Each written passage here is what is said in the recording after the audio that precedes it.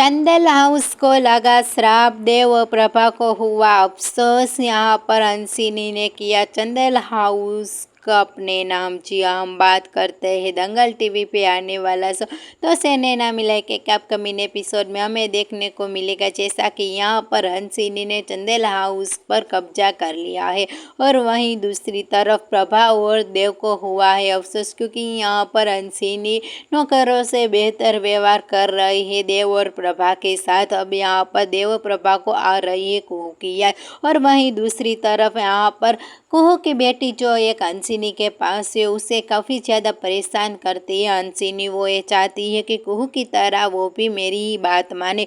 अब यहाँ पर कुहू जो है वो वापस चंदेल हाउस में आने वाली है उसकी बेटी को देखने, क्योंकि यहाँ पर उसे उसकी बेटी को देखकर ममता उफल आती है। अब यहाँ पर हंसिनी जो है वो क्या कुहू और उसकी बेटी को एक होने देगी? वेल, जो भी होगा उसकी अपडेट हम आपको देते रहेंगे। फिलहाल के लिए तो इतना ही, और ऐसी ही अपडेट देखने के लिए हमारे चैनल को सब्सक्राइब करें। Thank you.